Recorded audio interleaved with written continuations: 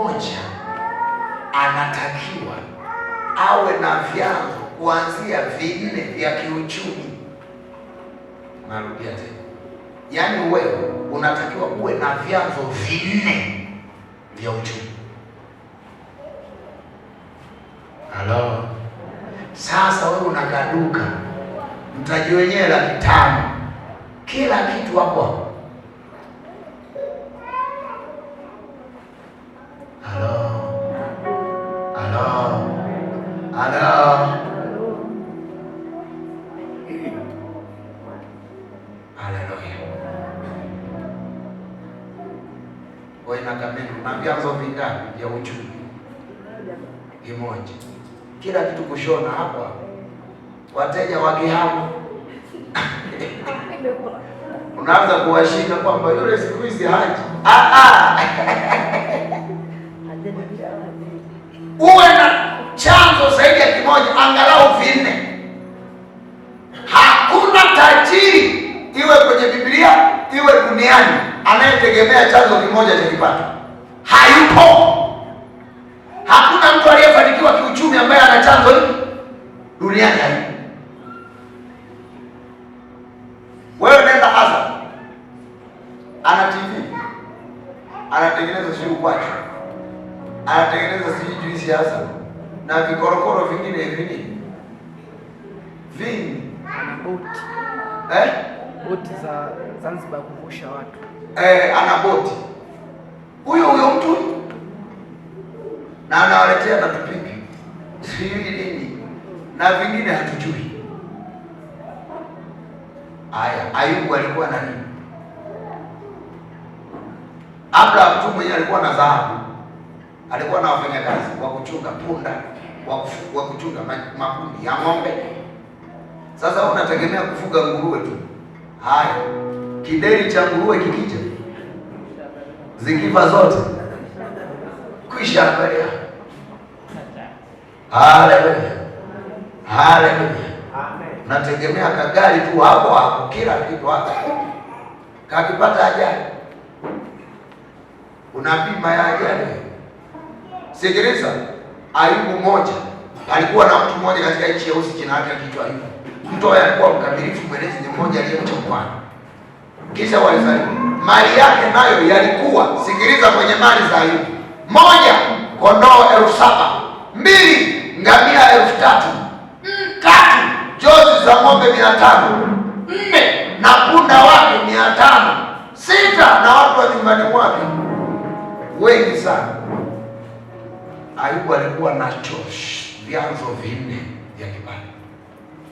Yeye alitikita kwenye ufugaji, alikuwa na punda, alikuwa na ng'ombe, alikuwa na mbuzi, alikuwa na kondoo na watu wa kuhudumia. Hapa hajasema mashamba, hajazungumza, amekupa tu vitu. Wewe baba yangu Kabeta, ng'ombe hapo na maziwa wakiroga,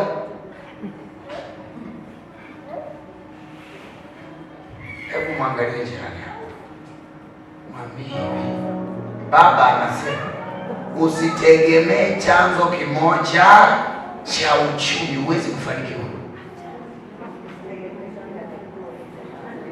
Wangapi wanalima hapa? Wanaolima nyosha mikono. Wanaolima, wengine hawalimi. Ambao hawalimi, anzeni kulima. Limeni. Unategemea toka biashara anzeni na kulima. Nendeni, wewe ni free, nendeni na kijijini kulima. Lima hata mahindi ya kula. Huku unapopambana wewe, maharage haununui. Maharage yako ya kutoka wapi? Shambani, unakula. Matajiri hawanunui mahindi wala maharage, wanalima. Kama matajiri wanalima, wewe ni nani? Wewe masikini, wewe masikini wa mwisho.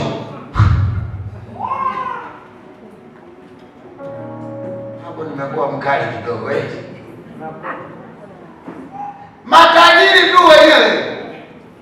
unaowaona angalau wamechomoka, wanajitahidi, wanalima, wana magari, wanaenda na magari yao wapi? Shambani. Wewe una miguu, hata miguu yako haiendi shambani.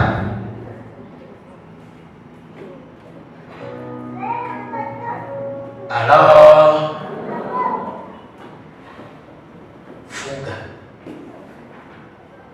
fuga hata tukuku hapo, kakuku hata ka 10,000 siku moja katakuokoa. Utaenda kukopa, utapata msiba wa dharura, umetingwa, nauli ni 10,000, utakopa, utauza kakuku. Halo, fugeni hata nguruwe. Siku moja kideri akitapita, utauza, utanunua kauwanja kengine. Msitegemee chanzo kimoja cha fedha. Jengeni hata nyumba za kupangisha. Kwenye mashamba kusipotoa, ya kupangisha inatoa. Vikitoa vyote, utukufu wa Bwana. Haleluya! Usitegemee kamshahara. Wewe kama wewe ambele wewe kwisa kama nenda na usitegemee useremala kupale. Nenda na shambani mzee. Rafiki yangu Mwambashi ni fundi yeye seremala na kupaua. Alienda kupaua sehemu fulani nyumba, akaanguka, mkono ukawa hauwezi kufanya nini. Sasa una